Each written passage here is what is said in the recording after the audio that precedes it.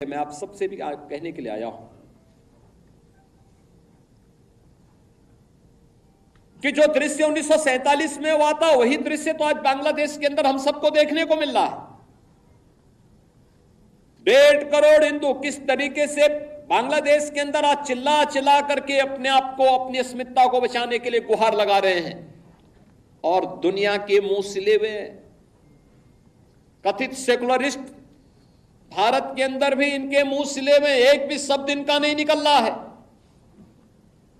क्योंकि उनको भय है कि अगर इन निरीह कमजोर लोगों के इस पक्ष में इन्होंने आवाज निकाली तो इनका वोट बैंक खिसक जाएगा। वोट बैंक की चिंता है, लेकिन मानवीय संवेदना इनकी मर चुकी है। मानवता के रक्षा के लिए इनके मुंह से एक भी शब्द नहीं निकलने वाला है, नहीं निकलेगा, क्योंकि इन्होंने आजादी के बाद लगातार उसी प्रकार की राजनीति को प्रेरित और प्रोत्साहित किया, उसको लेकर के आगे बढ़ते रहे। ये लगातार बांटो राज करो की उस राजनीति के तहत ये लोग देश के अंदर कार्य करते रहे। अंग्रेजों से सत्ता इन्होंने उस समय प्राप्त की। ये वास्तव में भारत की सत्ता का नेतृत्व नहीं कर रहे थे, बल्कि अंग्रेजों के ही, ब्रिटिशर के ही मानस पुत्रों के रूप में इन्होंने भारत की सत्ता को उस रूप में संचालन करना शुरू किया जैसे ब्रिटिशर इस देश के अंदर कर रहे थे। और आज उसी का दुष्परिणाम यह देश लगातार चुकाया है, अखंड हिंदुस्तान चुकाया है। लेकिन हमारा संकल्प है, महर्षि अरविंद ने जो 1947 के पहले घोषणा की थी, आजादी की त्रास, देश की विभाजन की त्रासदी आजादी के मिलने के बाद अक्सर उन्होंने इस बारे में अपनी चिंता व्यक्त भी की और उन्होंने इस बात को कहा था कि आध्यात्मिक जगत में पाकिस्तान कोई वास्तविकता नहीं है, या तो उसका भारत में विलय होगा या पाकिस्तान इतिहास से समाप्त होगा, हमेशा के लिए समाप्त होगा। याद करिए, 16वीं सदी तक भारत का वैभव दुनिया के अंदर अग्रणी था। अगर दुनिया की जीडीपी की आप बात करते हैं तो दुनिया की अर्थव्यवस्था का आधा भाग का नेतृत्व अकेले हिंदुस्तान करता था 16वीं सदी तक। इतना समृद्ध भारत था।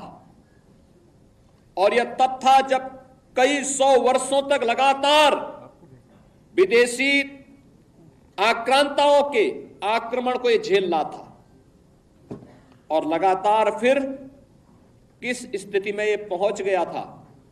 आपने भी वह दृश्य देखा है फोटोग्राफ के माध्यम से।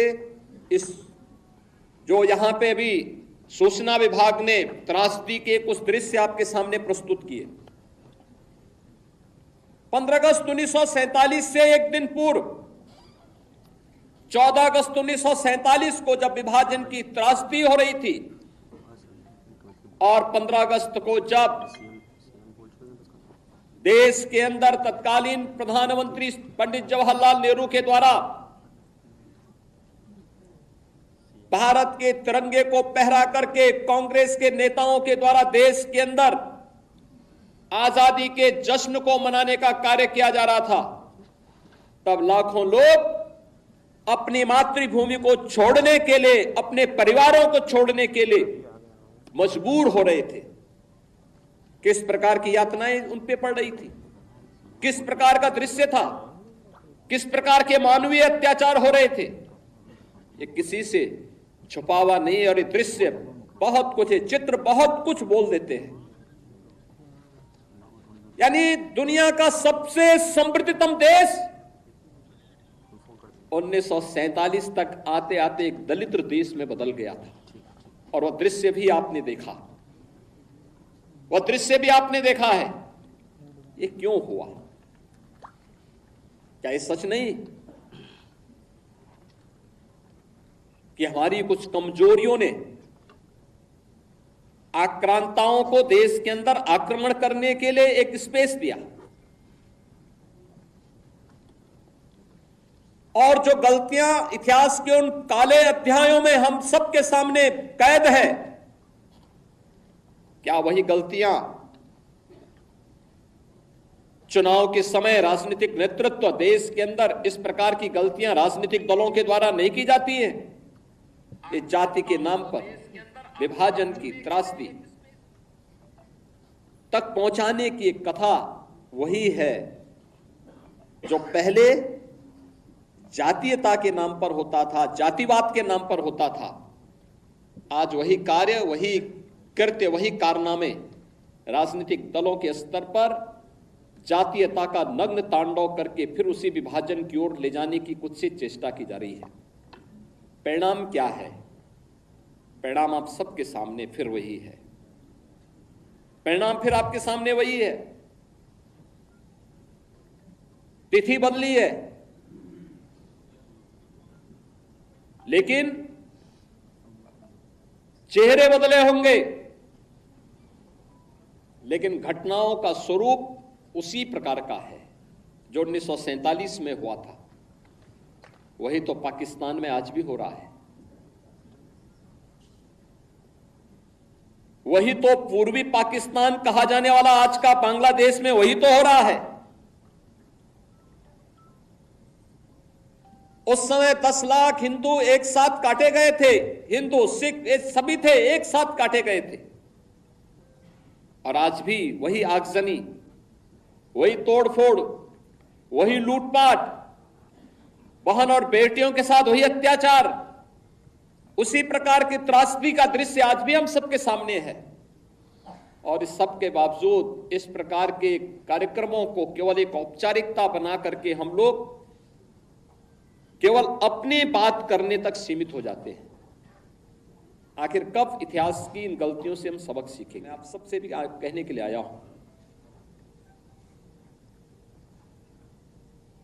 कि जो दृश्य 1947 में हुआ था वही दृश्य तो आज बांग्लादेश के अंदर हम सबको देखने को मिल रहा है। 1.5 करोड़ हिंदू किस तरीके से बांग्लादेश के अंदर आज चिल्ला चिल्ला करके अपने आप को, अपनी अस्मिता को बचाने के लिए गुहार लगा रहे हैं।